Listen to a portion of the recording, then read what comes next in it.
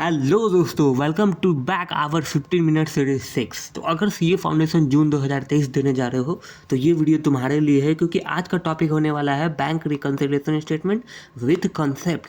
तो हम लोग 15 मिनट के अंदर बीआरएस और उसके कॉन्सेप्ट के बारे में बात करेंगे और सीखेंगे कि कैसे यार बीआरएस के ट्रांजेक्शन्स का कॉन्सेप्ट को हम लोग अप्लाई करके बीआरएस के क्वेश्चन को सॉल्व करेंगे। तो अगर चैनल पर पहली बार हो तो चैनल को जरूर से सब्सक्राइब करना, लाइक करना और अपने दोस्तों के साथ जरूर शेयर करना। चलिए स्टार्ट करते हैं आज के इस वीडियो को। सबसे पहले देखते हैं भैया कि बीआरएस है क्या। ऑब्जेक्टिव में पूछता है बीआरएस क्या है। ये एक स्टेटमेंट है, सबसे पहले। और ये स्टेटमेंट किस बारे में है? तो ये जो स्टेटमेंट है ये कैश बुक और पासबुक का जो बैलेंस आता है, जो बैलेंस होता है, कौन सा बैलेंस? क्लोजिंग बैलेंस में जो डिफरेंस आता है, जो डिफरेंस होता है उसको मैच करने का काम करता है थ्रू रिकॉन्सिलिएशन। रिकॉन्सिलिएशन का मतलब एक तरीके से हो गया तुम्हारा मिलान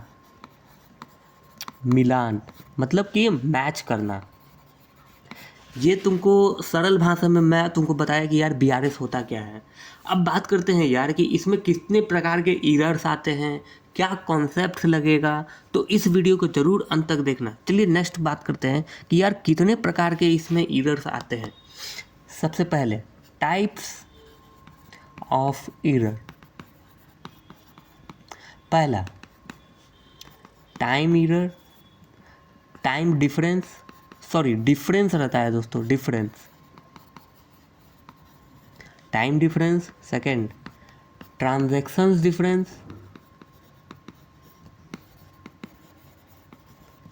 डिफरेंस, तीसरा एरर।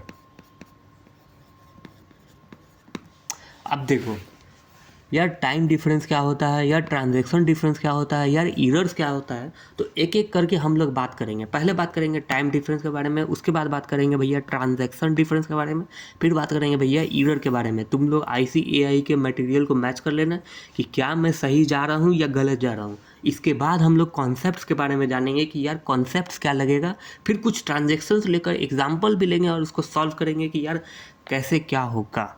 चलिए सबसे पहले टाइम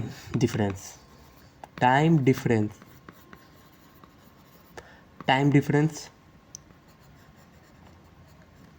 देखो, कैश बुक और पासबुक बहुत सिंपल और सरल भाषा में समझाने की कोशिश करेंगे, तुमको समझ में आएगा। मान लो कोई ट्रांजैक्शन है, एग्जांपल कोई ट्रांजैक्शन है, मान लो चेक इशू किया 50,000 का, ठीक है। अब जब चेक इशू करेगा इसका मतलब है कि पेमेंट किया। तो मान लो हम लोग कैश बुक में 1 जनवरी 2023 को पेमेंट किए, चेक इशू किए। तो हमारा जो कैश बुक है वो हमने अपना बैलेंस को घटा दिया। आज घटा दिया कब? 1 जनवरी 2023 को घटा दिया। लेकिन क्या सेम डे में पासबुक में भी घट जाएगा? तो इसका जवाब है नहीं, गलत। तो मान लो आज चेक इशू किए तो हम लोग चेक बैंक में डालेंगे। बैंक में डालने के बाद बैंक में क्लियरेंस होगा चेक, तब जाकर पेमेंट होगा। अब लेट से सपोज 1 तारीख को तुम वो चेक इशू किया और पासबुक में मतलब बैंक में जब वो पेमेंट एक्चुअली पेमेंट किया गया तो वो हो गया 3 जनवरी को। तो ये जो तुम्हारा डेट का डिफरेंस हो गया, 1 तारीख को हम लोग कैश बुक में घटा दिए और बैंक में भैया 3 को घटा। तो 1 तारीख को तो कैश बुक घटा हुआ था, लेकिन तब तक 1 जनवरी को 1/1/23 को जो पासबुक है उसमें तो बढ़ा हुआ था। तो ये जो तुम्हारा डिफरेंस आ गया कि यहाँ पासबुक बढ़ा हुआ है, यहाँ कैश बुक घटा हुआ है, इसको कहते हैं टाइम डिफरेंस। आई होप तुमको एग्जाम्पल के साथ समझ में आया। अब बात करते हैं यार कि ट्रांजैक्शन डिफरेंस क्या होता है। लेट सपोज ट्रांजैक्शंस डिफरेंस लेते हैं हम लोग। Transactions difference, cash book, passbook. अब देखो यहाँ पे एक एग्जांपल लेते हैं हम लोग। पहला, चेक रिसीव रिकॉर्डेड ट्वाइस।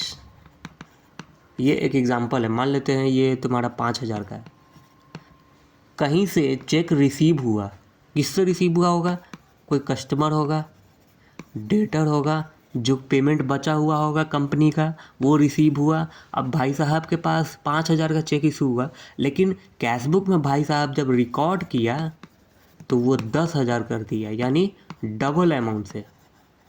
और यही चेक जब बैंक में डाला तो बैंक ने 5,000 से बढ़ाया, ठीक है।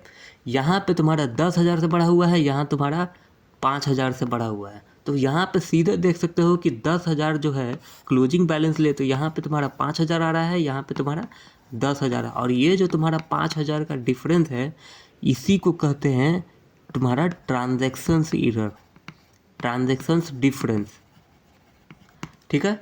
ये था तुम्हारा ट्रांजैक्शन डिफरेंस, यानी यहाँ 5,000 से बढ़ा हुआ है, यहाँ पे 10,000 से। तो साफ सी बात है यार कि कैशबुक का जो बैलेंस है और पासबुक का जो बैलेंस है, दोनों का वो मैच नहीं है। अगर मैच नहीं है तो उसको मैच करेंगे, इसी को कहते हैं तुम्हारा ट्रांजैक्शंस डिफरेंस। आई होप तुमको इतना समझ में आया। अब लेते हैं यार कि एरर का मतलब क्या है। एरर, लेट सपोज यहाँ पे लेते हैं हम लोग कैशबुक, यहाँ पे लेते हैं पासबुक, ठीक है। अब यहाँ पे कैशबुक लेंगे, यहाँ पे पासबुक लेंगे, ठीक है। अब मान लो कि यार एरर किसी से भी हो सकता है, कैशबुक में भी हो सकता है, पासबुक में भी हो सकता है। मान लो पासबुक में बैंक जो है, एग्जांपल लेते हैं, बैंक रॉन्गफुली या तो डेबिटेड कर दिया या तो क्रेडिटेड कर दिया, ठीक है ना। अगर डेबिटेड कर दिया या क्रेडिट कर दिया बैंक के थ्रू, मान लेते हैं बैलेंस लेते हैं तुम्हारा 1,00,000 रुपया, यहाँ पे भी ले लेते हैं 1,00,000 रुपया, ये ओपनिंग बैलेंस, ठीक है, ये ओपनिंग बैलेंस है। अब बैंक ने मान लेते हैं कि 10,000 रुपया रॉन्गली डेबिट कर दिया मतलब कि घटा दिया। अब यहाँ से 10,000 रुपया यहाँ पे घटा दिया रॉन्गली, मतलब गलती से घटा दिया। अब यहाँ पे जब हम लोग क्लोजिंग बैलेंस पे आएंगे तो यहाँ पे तो 1,00,000 दिख रहा है, लेकिन यहाँ पे तो भाई 90,000 हो गया ना। तो ये जो रॉन्गफुली तरीके से जो डिफरेंस आ गया कैशबुक में और पासबुक में, इसी को कहते हैं एक प्रकार से एरर। आई होप तुमको ये टाइप्स ऑफ डिफरेंस का कॉन्सेप्ट समझ में आया। अब भैया बात करते हैं कि यार क्या कॉन्सेप्ट लगेगा, कैसे कॉन्सेप्ट लगेगा। तो इस वीडियो में अंत तक ज़रूर बने रहना, बहुत जल्द इस वीडियो को हम ख़त्म करेंगे, ठीक है। अब देखो यहाँ पे कुछ कॉन्सेप्ट्स आते हैं, कैशबुक, पासबुक। इसको हम लोग कुछ नाम से जानते हैं। कैशबुक को बोलते हैं हम लोग बैंक कॉलम ऑफ कैशबुक, ठीक है। आई होप तुमको ये नाम समझ में आ रहा होगा। इसको हम लोग बोलते हैं कस्टमर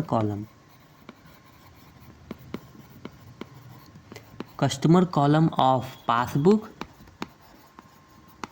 और इसको एक और नाम देते हैं बैंक स्टेटमेंट, ठीक है। अब ये तुम्हारा नाम है। कभी कभी अब ट्रू फॉल्स में ये पूछा जाता है कि यार कैश कॉलम ऑफ कैशबुक को बोलते हैं या पासबुक को बोलते हैं। तो इस चीज़ को ध्यान में रखना। इस चीज़ पे कॉन्सेप्चुअल तरीके से मैंने बताया अभी कि यार किसको क्या ध्यान देना है, ठीक है। अब बात करते हैं कि यार कॉन्सेप्ट क्या लगेगा। सबसे पहले कैशबुक के बारे में हम लोग बात करेंगे। कैशबुक देखो, कोई भी तुम्हारा BRS कर रहे हो, अगर कैशबुक में डेबिट बैलेंस, इसको डेबिट बैलेंस भी कभी कभी क्वेश्चन में बोल देगा, कभी कभी कुछ भी नहीं दिया होगा, सीधे लिख दिया होगा बैलेंस। और अगर कहीं भी क्रेडिट करके नहीं बोला है तो इन जनरल तुम लोग मानना कि वो डेबिट बैलेंस है। कभी कभी लिख देगा balance as per cash book. अगर कहीं भी यहाँ भी दिखे तुमको क्वेश्चन में कि balance as per cash book इतना है, मान लो कोई अमाउंट दे के रखा हुआ है, तो अमाउंट देकर अगर लिखेगा कि balance as per cash book है, या बैलेंस क्रेडिट बैलेंस कहीं नहीं लिखा हुआ है, कहीं भी नहीं लिखा हुआ है, या फिर लिख रहा है डेबिट बैलेंस, तुम्हारा क्वेश्चन में अमाउंट दिया हुआ होगा, तो इस प्रकार से तुम समझ जाना कि कैश बुक का क्या है, डेबिट बैलेंस है। अब यह डेबिट बैलेंस है तो क्या कॉन्सेप्ट लगेगा, सबसे पहले जानते हैं कि मान लो कैश बुक के बारे में हम लोग कर रहे हैं, कैश बुक डेबिट बैलेंस। पहले कॉन्सेप्ट क्या लगेगा, ध्यान से देखना, अभी मेन इंपॉर्टेंट चीज़ है। मान लो कोई ट्रांजैक्शंस है, कोई ट्रांजैक्शंस लेते हैं एग्जांपल। देखो पहले कॉन्सेप्ट सीख लो, एग्जांपल भी बताऊंगा अभी। कॉन्सेप्ट क्या है, डेबिट बैलेंस अगर रहा, कोई भी ट्रांजैक्शन से लगता है कि तुम्हारा कैश बुक घटा है, ठीक है, और अगर कोई भी ट्रांजैक्शन से तुमको लगता है कि कैश बुक का बैलेंस बढ़ गया, कौन सा balance, closing balance, closing balance या तो घट गया या बढ़ गया, तो हमको उसका क्या रिकॉन्सिलिएशन करना है भैया। सबसे पहले रिकनसाइल। अगर लग रहा है कि कोई ट्रांजैक्शन से तुम्हारा कैश बुक का बैलेंस घट गया या बढ़ गया डेबिट बैलेंस के केस में, तो अगर घटे तो बढ़ा दो, सिंपली रिवर्स करना है। और कोई भी ट्रांजैक्शन से लगता है कि यार मेरा ये बैलेंस जो है, क्लोजिंग बैलेंस जो है कैश बुक का, वो बढ़ गया है, तो उसको घटा दो। बिल्कुल ये सिंपल सा कॉन्सेप्ट है। आई होप तुमको ये डेबिट बैलेंस समझ में आ गया। अब देखो कोई एग्जांपल लेते हैं, ट्रांजैक्शन हम लोग ले लेते हैं, मान लेते हैं हम लोग चेक इशू किए, cheque issued but not present to bank, कितना, मान लेते हैं 1000, और ये मेरा कैश बुक है, ये मेरा पासबुक है, ठीक है। अब ओपनिंग बैलेंस मान लेते हैं कि 10,000 दिया हुआ है। अब चेक इशू किया है, मान लो ये जो चेक इशू है ये 1/1/2023 को किया, ठीक है। तो 1 जनवरी 2023 को जो ऑनर है, जो बिजनेसमैन है, वो अपना यहाँ पे कैश बुक 1000 से घटाएगा, ठीक है, 1000 से घटाएगा। यहाँ भी 10,000 लिख लेते हैं, जस्ट अ सेकेंड, 1000 से घटाएगा। तो क्लोजिंग बैलेंस जो है यहाँ पे तुम्हारा कैश बुक में रहेगा 9,000, लेकिन पासबुक में भैया अगर प्रेजेंट नहीं हुआ है उस दिन तक, जहाँ पे यहाँ पे एक चीज़ और लिखना, टिल डेट, ठीक है। अब यहाँ पे पेमेंट नहीं हुआ तो ये तो तुम्हारा क्लोजिंग बैलेंस 10,000 है। अब यहाँ पे तुम लोग देख सकते हो कि पासबुक का बैलेंस 10,000 है और कैश बुक का बैलेंस तुम्हारा 9,000 है। तो यहाँ पे तुम लोग देख सकते हो कि यार ये घटा हुआ है, ये ज़्यादा है, ये ज़्यादा है और ये कम है, कैश बुक में कम है। और जब कैश बुक कम है तो क्या करेंगे, बढ़ा देंगे। तो यहाँ पे हम लोग रिकनसाइल करके 1000 बढ़ा देंगे और फिर तुम्हारा 10,000 मैच हो जाएगा। ये था तुम्हारा कॉन्सेप्ट। आई होप तुमको ये समझ में आया यार। अब बात करते हैं सिमिलरली कैश बुक का क्रेडिट बैलेंस के बारे में। बात कैश बुक,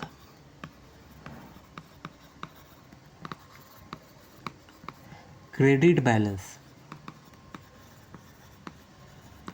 कहीं पे तुमको दिख रहा होगा कि क्रेडिट बैलेंस लिखेगा, कहीं पे लिखेगा अनफेवरेबल बैलेंस, कहीं पे सिर्फ लिख देगा credit balance as per cash book. I hope तुमको ये चीज़ समझ में आ रहा होगा। इन सभी वर्ड्स को याद रखना, कहीं पे लिख देगा क्रेडिट बैलेंस सिर्फ लिखेगा, कहीं पे लिखेगा यार unfavourable balance of cash book लिख सकता है, या फिर लिख देगा credit balance as per cash book. यहाँ पे कोई अमाउंट दिया हुआ होगा और वो ऐसे करके शायद दिया हुआ होगा, लेकिन ये ज़रूर देखना कि यार ये स्टेटमेंट दिख रहा है कि नहीं, ठीक है। अब कॉन्सेप्ट के बारे में बात करते हैं, कैश बुक, क्रेडिट बैलेंस, ठीक है, क्रेडिट बैलेंस। अब यहाँ पे कॉन्सेप्ट देखो, मान लो कोई ट्रांजैक्शंस है जिससे कैश बुक तुम्हारा घट रहा है या तुम्हारा कैश बुक बढ़ रहा है। अगर क्रेडिट बैलेंस है, कैश बुक का बात कर रहे हैं, तो अगर तुम्हारा घट रहा है कोई ट्रांजैक्शन से तुम्हारा कैश बुक, तो तुम्हारा इफेक्ट भी होगा कि और घटा देंगे, ठीक है। अगर तुम्हारा लग रहा है कि कोई ट्रांजैक्शन से तुम्हारा कैश बुक बढ़ रहा है तो वहाँ पे बढ़ा देंगे, यहाँ पे बिल्कुल एक डायरेक्ट रिलेशन भी चलेगा, कह सकते हो डायरेक्ट रिलेशन। एग्जाम्पल सेम लेते हैं, मान लेते हैं अब हम लेते हैं चेक रिसीव, कितने का, 2000 का cheque receive but not credited, credited till date, ठीक है, चेक रिसीव हुआ है। अब लेते हैं cash book, passbook, opening balance ले लेते हैं, मान लेते हैं 10,000, ठीक है, ये 2000 का चेक रिसीव हुआ, यहाँ पे भी ले लेते हैं 10,000, ठीक है, ये तुम्हारा 10,000 करके है, ठीक है 10,000। अब मान लो चेक रिसीव हुआ तो भैया जो ऑनर है, ऑनर या कोई भी बिजनेस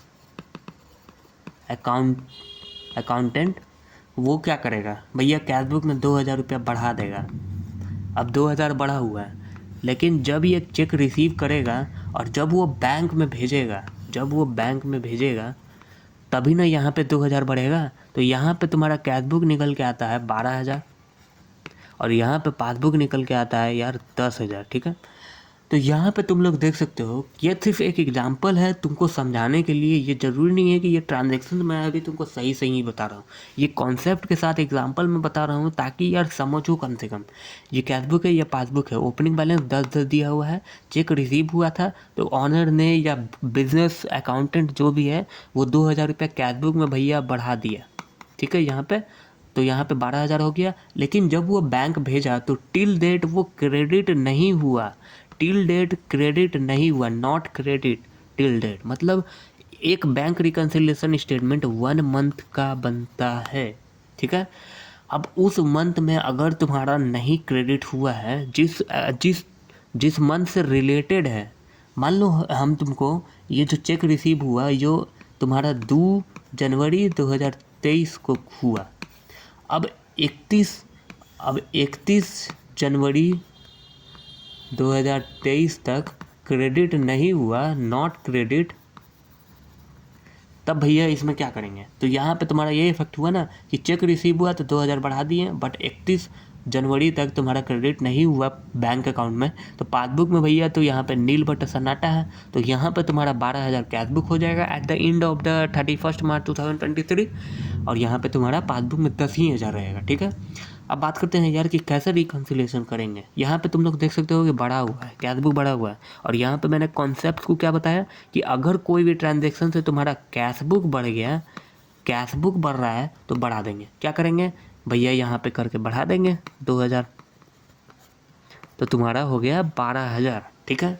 ये था तुम्हारा कैश बुक का कॉन्सेप्ट। और सिमिलरली दोस्तों मैं थोड़ा शॉर्ट में रखने के लिए बता देता हूँ कि पासबुक में क्या होगा। पासबुक में अगर डेबिट बैलेंस है, डेबिट बैलेंस या फिर क्रेडिट बैलेंस, अगर डेबिट बैलेंस है पासबुक में तो कुछ सिमिलर प्रकार का तुम्हारा चलेगा। सबसे पहले तो पासबुक को डेबिट बैलेंस अगर कहे तो इसमें देख लेना कि बैंक स्टेटमेंट लिखा हुआ है कि नहीं, बैंक स्टेटमेंट लिखना चाहिए। यहाँ पे तुम्हारा क्रेडिट बैलेंस जो होता है वो फेवरेबल बैलेंस होता है। थोड़ा सा शॉर्टकट में बता रहा हूँ दोस्तों क्योंकि टाइम थोड़ा सा लंबा लग गया समझाने में। और डेबिट बैलेंस जो होता है वो अनफेवरेबल बैलेंस होता है। यहाँ पे तुम्हारा नेगेटिव इफेक्ट होता है, यहाँ पे तुम्हारा पॉजिटिव रहता है। मतलब कि यहाँ पे तुम्हारा बैंक का जो अकाउंट बैलेंस है वो पॉजिटिव होता है और यहाँ पे तुम्हारा नेगेटिव होता है बैलेंस, ठीक है। इतना समझ में आया। अब बात करते हैं यार कॉन्सेप्ट के बारे में। पासबुक, डेबिट बैलेंस और क्रेडिट बैलेंस। अगर डेबिट बैलेंस है तो कोई भी ट्रांजैक्शन से तुमको लगता है कि तुम्हारा पासबुक का बैलेंस भैया घट रहा है, पासबुक का बैलेंस घट रहा है तो उसको बढ़ाएंगे, ठीक है। और अगर कोई भी ट्रांजैक्शन से तुमको लग रहा है कि यार पासबुक बढ़ गया तो भैया घटाएंगे। कुछ सिमिलर प्रकार का ट्रांजैक्शन चलता है, ठीक है। अब यहाँ पे क्रेडिट बैलेंस है। अब क्रेडिट बैलेंस है तो यहाँ पे सीधी सी बात है यार कि कोई भी ट्रांजैक्शन से तुमको लग रहा है कि यार कैश बुक बढ़ रहा है, ठीक है। और कोई भी ट्रांजैक्शन से लग रहा है कि यार कैश बुक घट रहा है तो बढ़ रहा है तो बढ़ा दो और घट रहा है तो घटा दो। ये तुम्हारा सिंपल सा पासबुक का कॉन्सेप्ट्स था, ठीक है। और हमको सबसे मेन बात ये है, मेन पॉइंट समझ लेना, मेन पॉइंट, रिकॉन्सिलिएशन जो होता है वो हमेशा कैश बुक में होगा, कैश बुक में होगा, नॉट पासबुक। क्योंकि कैश बुक में इन जनरल पाया जाता है मिस्टेक, कैश बुक में मिस्टेक पाया जाता है, ना कि पासबुक में। पासबुक में अमूमन बहुत कम प्रकार के मिस्टेक्स होते हैं, जैसे कि एरर वाले डिफरेंस, एरर डिफरेंस।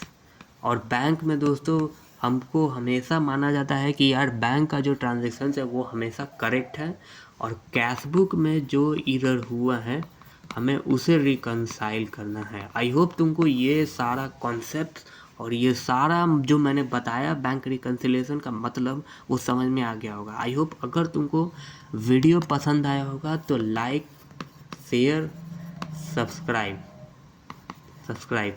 प्लीज़। जय हिंद, जय हिंद।